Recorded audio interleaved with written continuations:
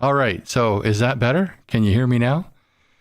Looks like I started this about a minute early, and then I didn't press my sound button. But that's kind of something's got to go wrong because being a boomer. All right. So is that better? Just Can you all hear this. Me This technology just kind of gets to me once in a while. So there's a few people, I guess, signed in, which is good. I didn't press my sound button. Yeah, so hello, Michael, Salton, because Light, Sherry, Jerry. Seems like some people are just kind of signing in, which is really good. So tonight I figured I would just cover a bunch of different topics because it's been so busy and so many things have been happening. Just to kind of narrow it down to one topic might just isn't all that easy anymore. There's a wild echo. Not sure what's happening. Really good. So tonight I figured I would just cover a bunch of different topics. Let's see here. It's been so busy. Can anybody tell me, are you getting the echo now and can you hear me? Can you tell me if you're getting the echo now and if you can hear me or if you're getting a feedback echo. Okay. And now I just clicked off the desktop audio. Is that better? Okay. So Michael says echo with a question mark, salt and light, all good. Okay, so the echo's gone. Okay, good. I think I figured this out every week. I think I figured it out. Okay, so some of the things I wanted to talk about today. First off, I wanted to kind of talk about the non-confidence vote. We all knew that wasn't going to be passed, but what was kind of funny is now Pierre has entered another non-confidence vote. So I'm wondering if he's going to keep on doing this. Although I do like the idea of keeping the pressure on, I just question whether it's a good idea to do one every single week. But let's just take a look at what they had to say. It's kind of an exchange in the House today. In question period, mainly over housing, but also in relation to the non-confidence motion. The Honourable Leader of the Opposition. Months ago, I asked the government who could be against a motion pointing out that this government's doubled housing costs, taxed food, punished work, and unleashed crime to give Canadians the chance to axe the tax, build the homes, fix the budget, and stop the crime. And she said, Canadians are against all of those things. If that's the case, then why won't she let them decide in a carbon tax election now? The motion specifically demonstrates that this government, this NDP Liberal government, has doubled housing costs. I found it interesting that the NDP has now discovered that they doubled housing costs. A second ago, a Montreal MP stood up to point to a young woman, Pascal, who can no longer afford to rent, much less to own, after housing costs have tripled in that city. When I was housing minister, rent was $700 in Montreal, and we built almost 200,000 units. Mr. Speaker, why can't the NDP put their actions where their words are and vote for a carbon tax? He has no idea how to incent that sector. He's good at running around the country and insulting mayors, putting a spotlight on the homeless, but coming up with no ideas on that. It's more right-wing populism. They have nothing to say, Mr. Speaker. In a carbon tax election, if that's true. Mr. Speaker, our government has introduced a plan to build 25,000 new homes on federal Crown land by 2031. The Conservative leader and his housing plan would see federal buildings sold off to the highest builder with no guarantee of affordable housing. Can the Minister of Public Works explain to the people of Alfred Pellant how federal lands will be used to create affordable housing all across the country? Procurement. Mr. Speaker, let's count. 1, 2, 3, 4, 5, 6. It takes a second hand to count the number of units affordable units that were built under the Conservative leader's tenure as minister responsible. Federal lands will be used to create... So as you can see, Jean-Yves Duclos, I think that's Duclos is how you pronounce his name. As you can see, he tends to have to count with his fingers. I wonder if they had built 11 houses if he had had to take his shoes off during Parliament, but that's just kind of a little funny thing I thought I'd just add there at the end. So as you can see, they've called another non-confidence vote. I don't know if it's too early for that or not, but they keep on. This one apparently is more to do with the housing issue, I guess, if they're going to separate things out. But, they're going to vote on this next week. And if I can actually hook up in time to the Parle View, maybe I'll try and stream it live. But there really isn't a lot to see during votes. It's just that, maybe we can comment or have a little bit of a conversation. But the votes are going to take place sometime after question period. I don't know if it's going to be first thing after question period or whether it's going to go down the line a bit. So it's a little bit, I think it's a little bit hit and miss, because I know this time I think it was right after question period, which is why I missed it, because I had a bit of insomnia the night before and I watched question period late. But the last time it was like later in the evening. So I don't know how they're going to do it next week. So as you can see, he's going to call question period, and it does seem, a confidence motion. It seems like the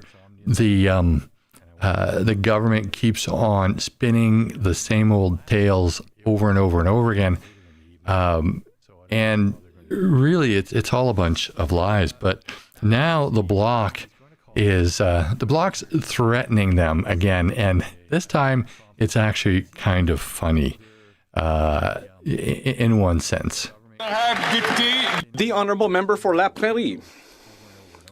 The Liberals have until October 29th to improve OAS for those aged 74 and under and to protect supply management. They need to pass Bill C-319 and Bill C-282. Why these two measures? Well, first of all, because it's good for Quebecers, but also there's consensus in this House. The Liberals, the Conservatives, and the NDP have already agreed to this. So why leave Quebecers waiting when we could make gains for Quebec? Will the government meet our demands for seniors and farmers? Yes or no? If they continue like this, they're going to have to answer. They're going to have to ask a lot of questions next year, Mr. Speaker. So next October 29th, maybe instead of playing partisan games, this government should get to work. The Bloc Québécois' demands are clear, positive, and have agreement in this House. The Liberals have a very simple choice. They could either help seniors and farmers, or they could choose to respond with things like that and sabotage their own government. Will they survive by helping Quebecers, or will they die by their partisan swords? The Honourable Minister of Public Services and Procurement.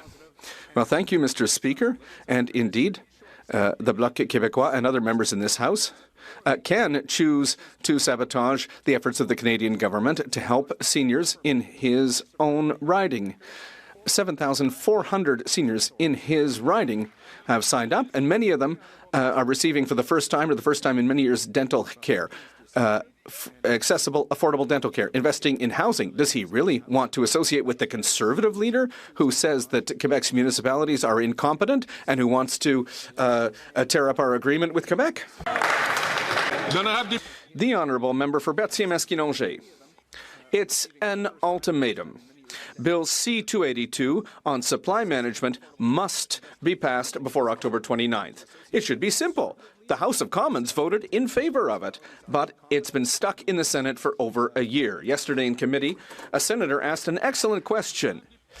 And I quote, "Can you please explain how it is that this bill has been stuck in the Senate? It was supported by the vast majority of members of the democratically elected House." Mr. Speaker, the Prime Minister has appointed 80% of the senators. Is he going to tell them that it's time to move this bill forward? I think my honourable colleague is fully aware we have and will continue to support supply management. Thank you, Mr. Speaker. Yeah, so that last guy there, I'm always worried that he's not going to make it. Like, question period will end and everybody will get up to leave and he'll just be there.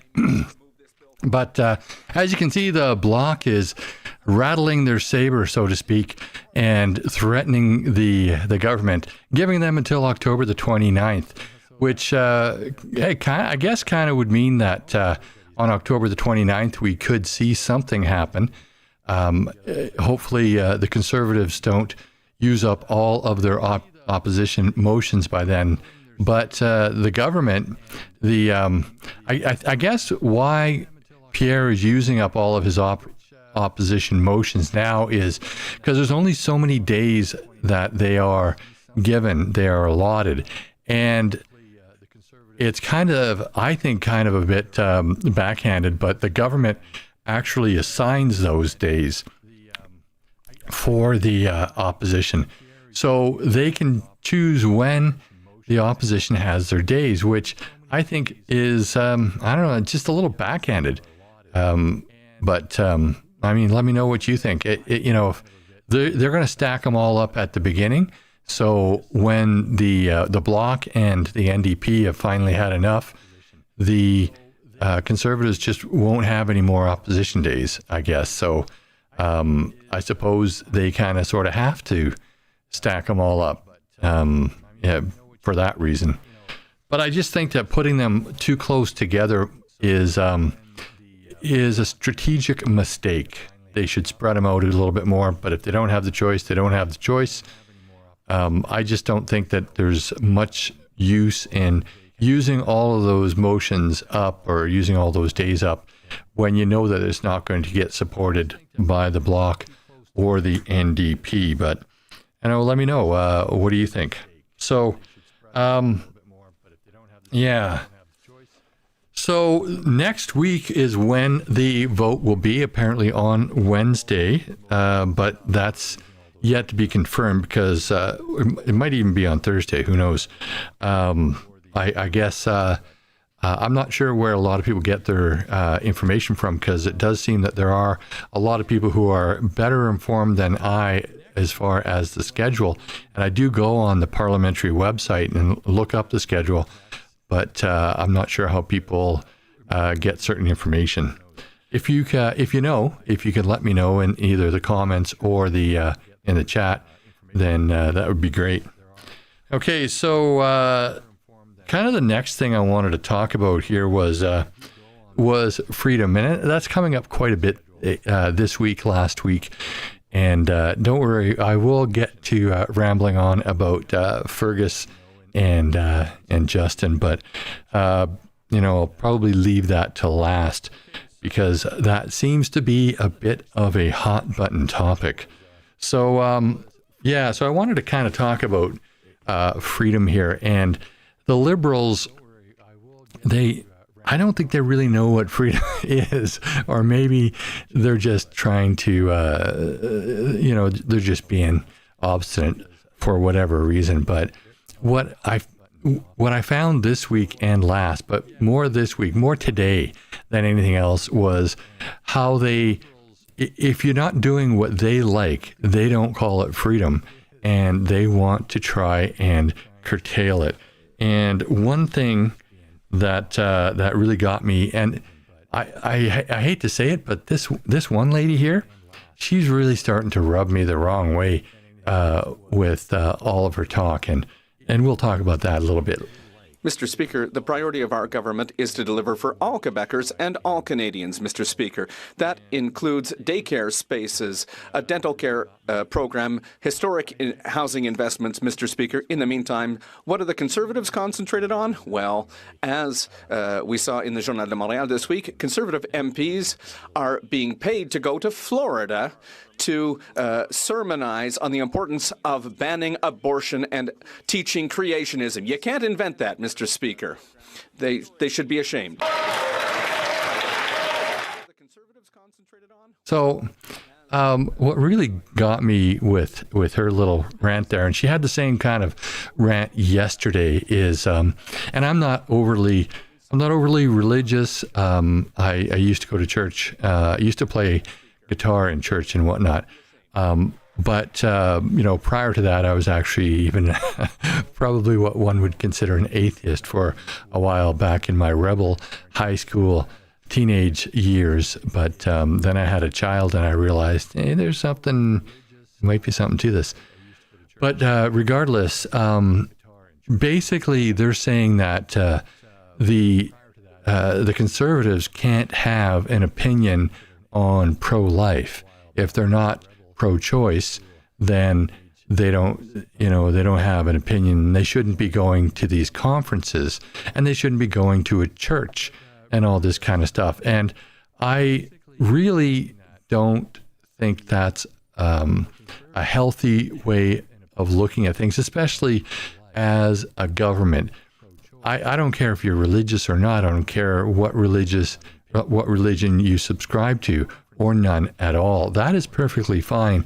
But when the government starts to criticize the opposition for having a religion and going to a religious event and having an opinion on being pro-life, then, and bringing that up in question period as if it's a bad thing, then I really start to question the morality of the Liberal Party, not so much on their stance on that particular issue, but on their stance towards freedom and trying to control what the Conservatives or what you and I are allowed to consume as far as information goes, and how we're allowed to join in on the conversation. If they're worried about Conservatives going down to Florida, going to a church and engaging in a conversation in a topic that those Conservatives believe in, and they're complaining about that and saying that that is somehow bad, I just think that gets to the point of being somewhat evil, because they're trying to put their morals on everybody else, and their values on everybody else. And people in a free society, they have the right to make up their own mind as to their values and their morals. So that lady just gets to rubbing me the wrong way. And another thing that gets to rubbing me the wrong way, and I don't really want this, I guess, these live streams do get to be a bit of a rant session, but one thing that I'm kind of passionate about is freedom and truth. And what really rubs me the wrong way is when the anti-gunners out there start to tell you all of the lies just to try and convince you somehow that an inanimate object is what's the cause of all of our woes in society. The Honourable Member for Charlebourg, Haute-Saint-Charles. Mr. Speaker, yesterday the Bloc Québécois showed its true colours by putting this Liberal Prime Minister on life support. They voted for a centralizing government that has a terrible record when it comes to public safety. Since 2015 in Quebec, the number of auto thefts has gone up by 185%. Violent firearms offences are up by 146%. Do the government of the Bloc recognize that their policies have created a major public safety problem across the country and specifically in Quebec?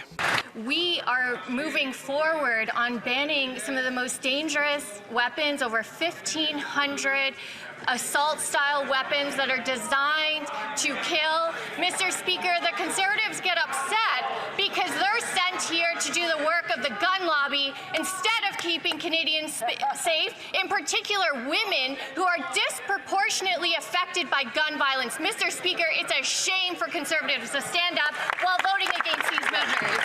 Violence with firearms is up by 181%. But it's not hunters. It's street gangs with guns that are coming across the border. The money that's being invested should be at the border, and that's what a Conservative government will do. How can this government explain this weakness, and why are they still attacking hunters? Mr. Speaker, I would invite my colleague to be honest with Quebecers, because he knows very well that it's not the weapons of hunters that are being banned. It's assault weapons that are designed for war, Mr. Speaker, and which are being used by street gangs to murder. And my colleague should know very well that the first victims, they're the main victims of gun violence across Canada and in Quebec, are women. So if he's against our assault weapon ban, that's particularly shameful, particularly in Quebec after Polytechnique. That kind of rhetoric really bothers me because it shows that they don't know what they're talking about. I mean, they're the type of people who would stand and look at you and call a magazine a clip and wonder why you're looking at them sideways and whatnot. They don't know what they're talking about. And I can tell you that the majority of people in the firearms community in Canada, almost all of them, but not all of them, but a vast majority of them are very good people. And they're not a danger to anybody. And as a matter of fact, we're in the demographic of people who commit the least amount of crimes. And there's a very good reason for that. It's because of the ongoing checks that are done. If it turns out that we are a bad seed, then we get our firearms taken away and our license taken away. It's as simple as that. So they do have background checks. I'm a little bit different than most pro-gun people in the sense that I believe in licensing. But that's pretty much one of the only things I believe in as far as the gun regulations are concerned. And I wasn't always this way. Back when it came out in the 1970s, I was a little bit concerned about it. And but I do realize that the licensing portion, at least, is good. And it actually makes it easy to purchase a gun in Canada with my license, provided that the gun is available for sale and the government hasn't, messed with it. Then when the firearms are for sale, you simply go on line and you order your gun, put in all your information, and they confirm it, and it shows up at your door. So when you're having a couple of drinks, you should put your cell phone away. Not that I found that out. Shh, don't tell my wife. But in all seriousness, the licensing portion isn't a problem to me, because you do learn a lot in the course. I teach the course. If you're on Vancouver Island, hey, you know what? Come and join me. Look me up, and I'll be glad to. If you need a course, I'll be glad to teach you. But everything else, like I agree that you should keep your gun safely in your home, properly stored, and all that. But I don't think that I don't think that restricting us from protecting ourselves with guns is the proper thing to do. For example, and I'll give you these examples. When I was, and I think I've talked about this before, is when I was on the job, so many of my the police officers were would charge people who had a weapon of some kind, like a knife or whatever, if they said that knife was for protection and defense, basically. And my argument was always, a defensive weapon is not an offensive weapon, so why should we be disarming that person? We should have some other reason, like that person is involved in criminal activity, and whatnot. And I know earlier on in my career, I was talking to this girl. She was driving. I think from the West Coast to Ontario or whatever. And she stopped and was talking to me. I think she needed directions or whatever. And she had these boots on over her jeans, and there was a big knife sticking out. You know, if I wanted to be a jerk, I could have seized that knife from her. But but she wasn't a bad person. She wasn't a criminal. And, you know, she's traveling alone. And I'm thinking to myself, why would I want to put her in a position where she can't defend herself against an attacker? It just doesn't make any sense to me. And that's one of the big reasons I don't agree with a lot of the laws that we have in Canada regarding self-defense and regarding, you know, the whole carrying of, you know, a defensive weapon, not an offensive weapon, but a defensive weapon. And then you have the whole issue of, well, Sikhs carry a ceremonial dagger, and they call it a ceremonial dagger. But really, those daggers, okay, they're ceremony, and they're part of their culture. But daggers are designed for either defense or offense, essentially. You don't just carry it to open boxes. Matter of fact, I think that if you start opening a box with that, you know, your fellow Sikhs would probably look at you sideways and not think that it's a very good idea. I don't even know if it's a religious artifact or not. But the whole thing is, why should we, you know, what right do I have as a police officer to disarm somebody who's not a danger to anyone else?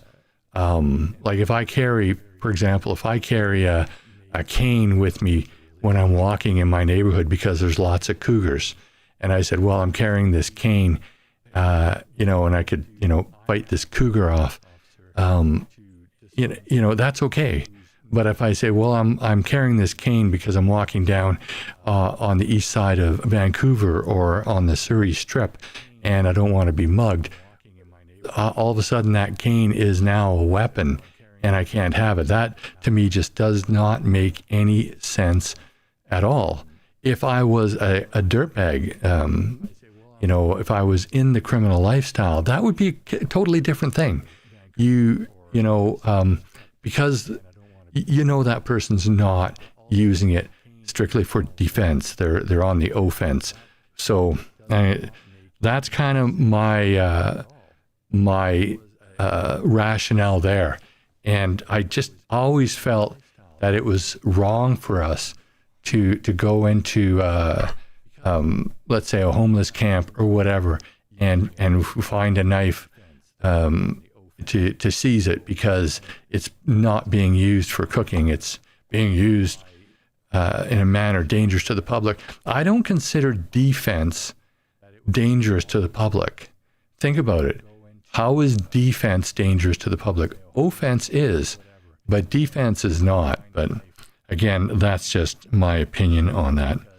So moving on, actually, before I move on, I just want to see if anybody has commented on that. Controlled opposition, assault and light. Yeah, that's true. Personal relationships, not religion. I'm not sure what Jennifer refers to there, but I do agree. You're not allowed. I don't think that you should bring religion into, into Parliament. But if a parliamentarian is religious and going to a religious event, what should that matter? Why should it bother you?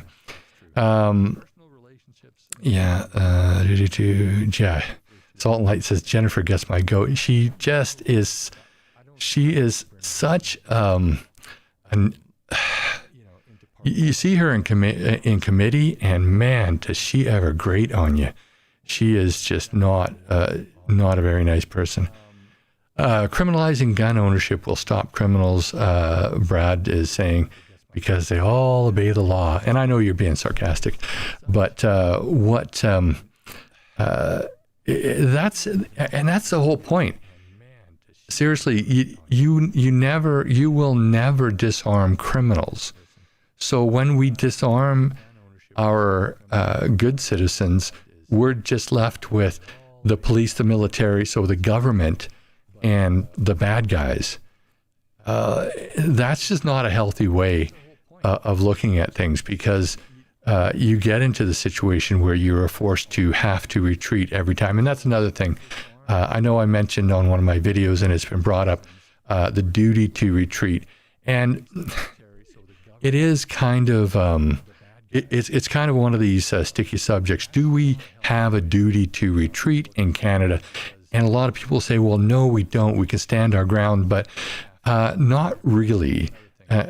Certain circumstances, yes, you can stand your ground when somebody is coming at you. You can stand your ground when somebody's is trying to hurt somebody else, and you can stand your ground when you're protecting your property. But it's kind of limited, And how it's limited is, you have to prove that there was no other lesser means of defending yourself or your property, and it's up to you, because it is a reverse onus, and that's how they get away with charging you, because it's a reverse onus. They can, for example, if you used lethal force against somebody, so if you killed somebody, you have to prove that you were justified, and I totally get that. That's reasonable, but what I don't like is when it is so obvious, when the evidence supporting your position, supporting your actions is so overwhelmingly in your favor. And the police still charge. Well, the police actually don't charge, even in provinces where they still lay criminal charges, in circumstances where there's a death. The Crown always lays the charge. And what I don't like about that is the Crown will often lay a charge because they have this belief that it should be up to the courts to decide when somebody has lost their life in a self-defense situation.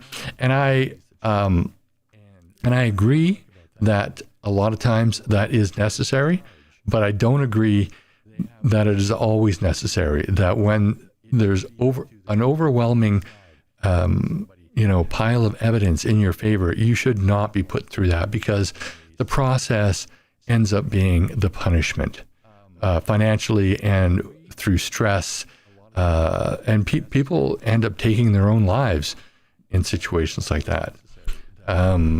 So yeah, and Jennifer says, Cuba doesn't have guns either. Castro hated his people owning them. Yeah, Castro Jr. seems to as well. So very, very true. And hello, Krusty. James says, shooting since 1967 or so. Yeah, I think I started, I wasn't that young, but I was probably about 6 years old when I shot my first gun. Yeah, so we're talking a lot. There's a lot of comments about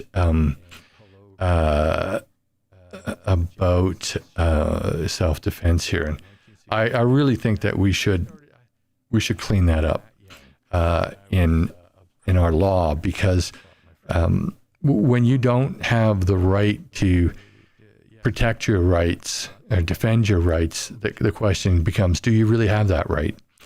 And you do to a certain extent, but in Canada, it's twisted. Rights are twisted in Canada. And I say that because we're under the mistaken belief that the Constitution gives us rights, the Charter gives us rights, and that's not it at all. We have those rights by virtue of existing. They're inalienable rights, meaning they're given to us by virtue of our existence, by virtue of being human. Some people who are religious would say that they're given to you by God, but if you don't believe in God, you can still subscribe to that idea of these are inalienable rights. You have them by virtue of your existence.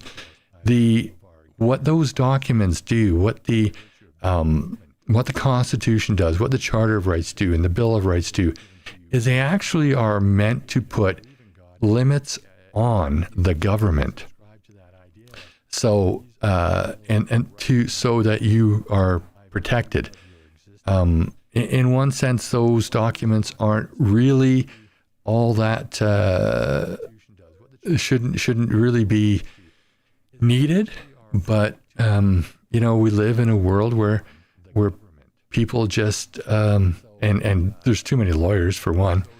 My dad was a lawyer. He was on the good side. He was a prosecutor, but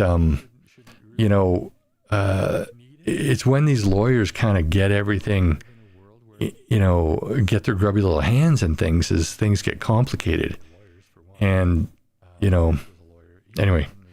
So I think I beat that one to death, that topic to death. But let me know in the comments and in the chat what you think of that.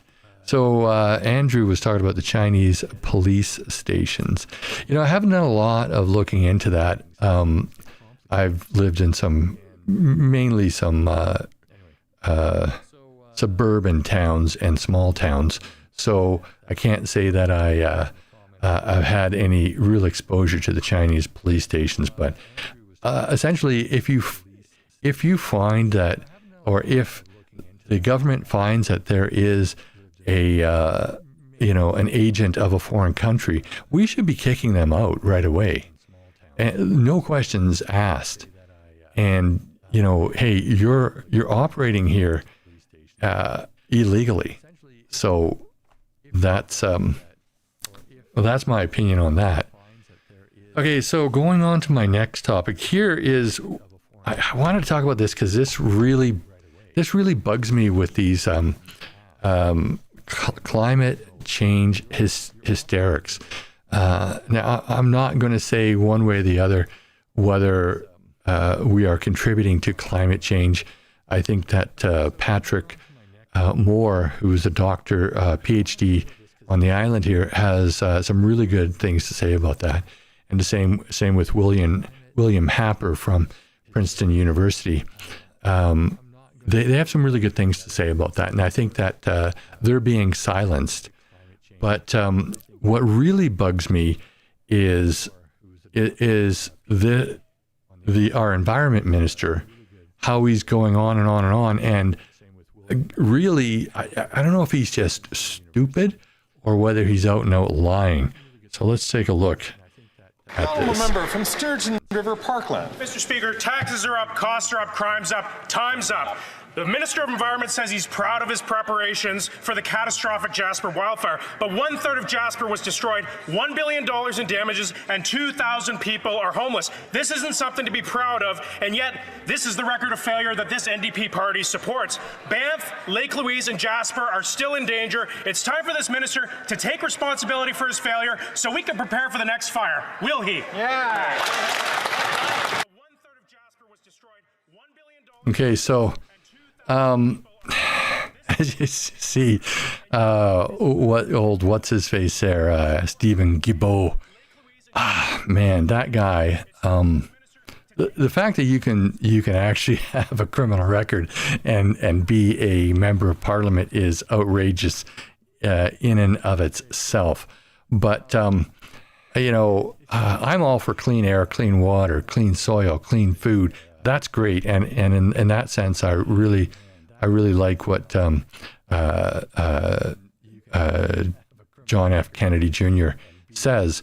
But these clowns that we have running our government, and everything is about carbon, and they talk about how the wildfires are burning things down. Well, here's what they don't talk about forest management and proper forest management, and the fact that we haven't been managing our forests properly forever.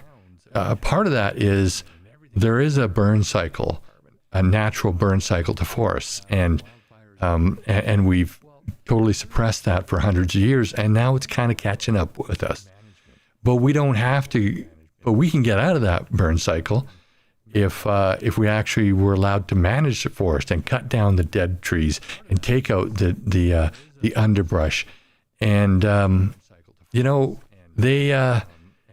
we can get rid of the fuel on the forest floor that we're not getting rid of because we're not allowing the forests to burn naturally, or we haven't for the last 100 years. And because we're putting so much emphasis on shutting down the forest industry is another thing. I think it was, I'm not sure if it was Sweden or one of those other countries, where they have a really good system where they thin the forest. They don't cut down big swaths of trees. They actually go in and they selectively thin the forest, and they go in and take down some of the bigger trees. So here we're all about saving the bigger trees, saving the older trees. But sometimes those older trees, those are the ones that are at the end of their life cycle, and they're going to burn. And what really happened in Jasper, I don't think the government will really want to talk about this, but you're starting to hear it from some independent sources. The pine beetle dead trees, the pine beetle, the trees that they killed were, there's quite a prevalent amount of those pine beetle killed trees in the area. And they weren't being logged. They weren't being taken down. They weren't being thinned out. And it's all about, if we don't want to let the forest burn on its natural 7-year cycle, then we're going to have to go in and do some forest management.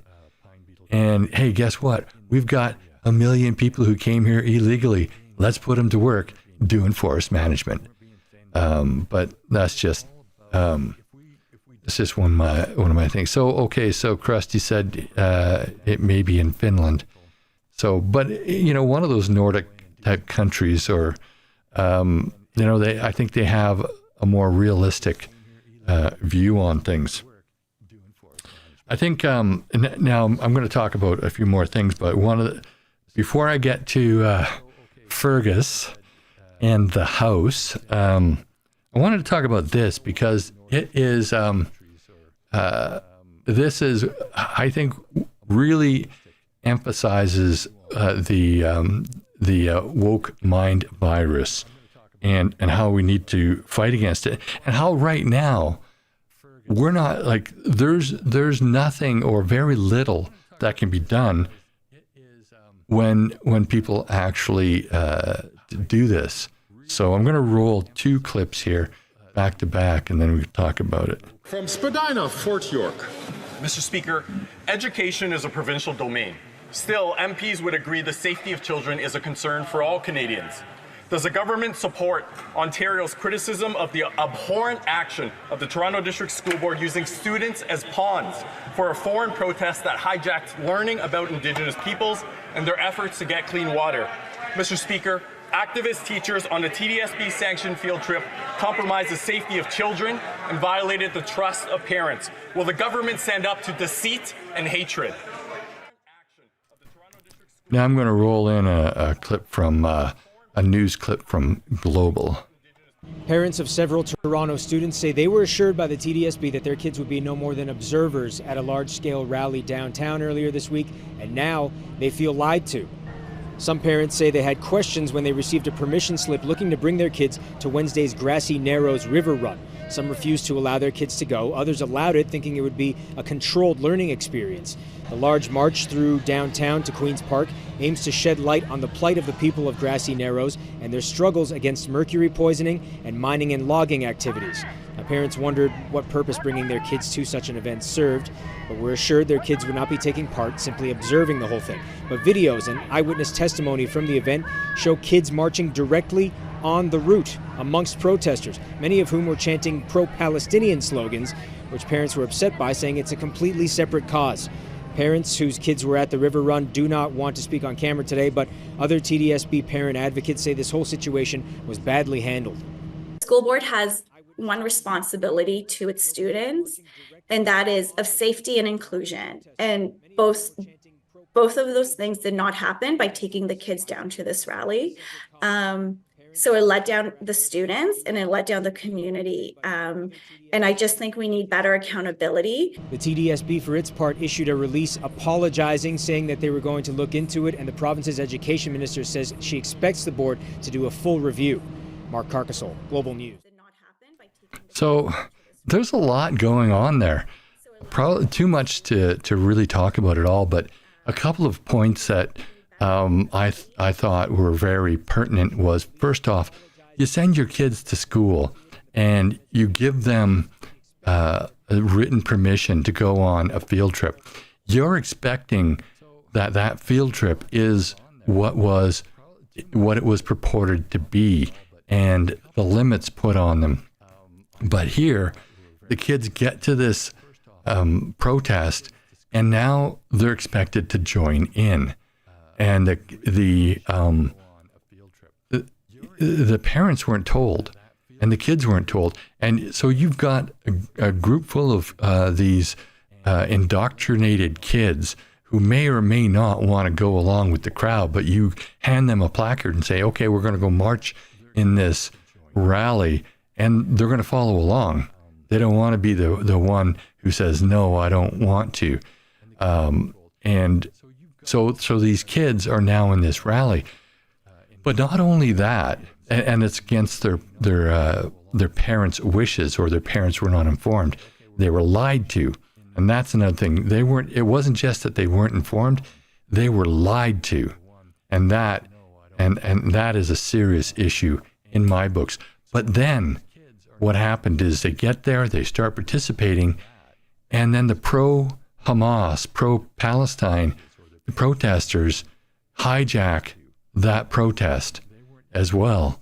And we know that those protesters and that type of protest is actually fairly dangerous in the larger scope of things, because it does bring out some very radical people. And like we've seen that radical who gets arrested all the time in Ottawa, and she travels, and it was Dina Sheriff, I think her name is. So you have people like that, and they're doing all of this protesting, and a lot of that has nothing to do with Canada. So this original protest, it had something to do with Canada. It was a Canadian thing. But then this foreign interest hijacks that. And not only were our kids, or not my kids, but our kids, as far as Canadian kids, put in a heightened risk level without consent, but then it goes even higher because it gets hijacked by these Palestinians. So these teachers, they should be, in my view, fired. It's the woke mind virus, as Elon Musk says. All these people wanting to, virtue signal essentially, and say that they believe in something, and everybody else should have, be offended. And it's true, yeah. Like, I'm just reading some of these. Like, everyone in this country must have clean water, absolutely. So and we do have the right to protest, but you got to know, and you got to have permission, and if they're a minor, you got to give that permission. That permission has to come from the parents. So I'm not happy with how that turned out, and there needs to be consequences. Talking about consequences, what about Fergus? I have not seen, there's been a lot of bias. Fergus's biases have really, been on display in the House of Commons, but I think yesterday's bias was something fierce. I tell you what, that was just not good. It was not a good look. So there was a locker room joke made. And okay, you could take it as being homophobic. you could also take it as not being homophobic. It was just a comment. Was it inappropriate? Absolutely, it was inappropriate. But then you have the Prime Minister being an idiot and not being held to task for it. He never withdrew what he said. Okay, the crap word was said afterwards. That was a secondary comment. He never withdrew what he said, and Fergus caved. And I just, I think that was, you could see the stress on Fergus's face. He did not want to go there. And you could see him like with his eyes saying, come on, boss, throw me a bone here. Don't do this to me. Don't make me do this. And then he backs down. He grabbed at straws and backed down. And it's just, it shows just how biased that position is. I think also, I'm not sure if there's a way to do it, but maybe if we could actually get an independent person in that position. How? I don't know. That could be left up for discussion, but it doesn't make any sense to me that we have a party member, a member of Parliament from the ruling party sit in that chair. I realize that deputy speakers are from the other parties, so they do kind of spread those duties out, but the main speaker is always from the governing party. And so there's always going to be a bias. And that position shouldn't be one that has bias. So I don't know how we get rid of that other than having some sort of a rule that, or some sort of a way to get an independent person in there. And no, you can't just bring somebody in like Mary Simon because she's appointed by the governor as well, or the government as well. So she's not exactly unbiased, as we all know. So, Fergus is, he's run his course, and they have to really think about replacing. I don't think they will replace him. And when you think about it, how much time left does he have? He's got a year at the most. And if the Bloc stays true to their threat, then maybe they will call a non-confidence motion after October the 29th. And there's still Jagmeet Singh to deal with, but you never know. You never know. It's something that we can hope for. But I'm going to call it there tonight because I've covered everything. I'm just going to go see if there's anything in the chat that is worthwhile bringing up. Yeah, so a lot of people are talking about Dr. Sad. I can't remember his first name. I've seen him on the Rubin Report and on other things. He's from Montreal, or is he from Toronto? I think he's from Montreal. He's got a lot of good things to say. So worthwhile listening to Dr. Sad. How did he come up in the conversation? I'm not sure. There's a lot going on there. Everybody in this country must have,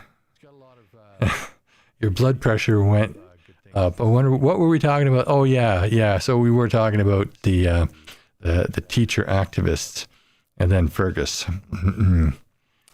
Let people vote a speaker. Just, you know what? That might be a good idea. As a matter of fact, I think we should bring in plebiscites into Canada for some important issues a lot more, because we don't have that many referendums or plebiscites as far Gadsad. Okay, Gadsad, that's who he is.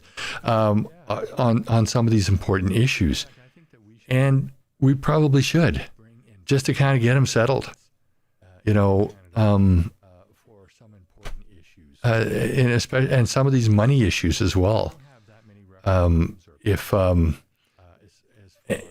I also think that maybe we should have a recall system that if your popularity as a government drops to a certain level, that the people get to hold a kind of a pre-election vote to see if you're going to an election.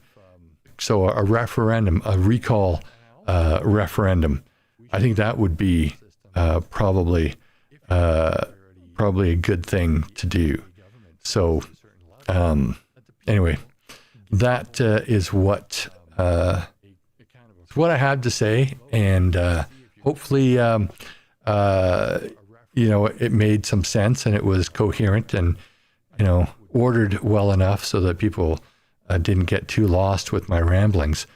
But thanks for joining in, everybody. It looks like everybody had a good conversation. Put other comments down in the comments below. And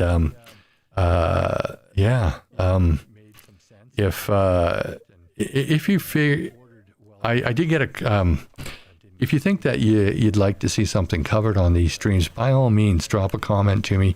I got one about the SDTC, I think it was, and I started reviewing that committee, but it's a very long committee where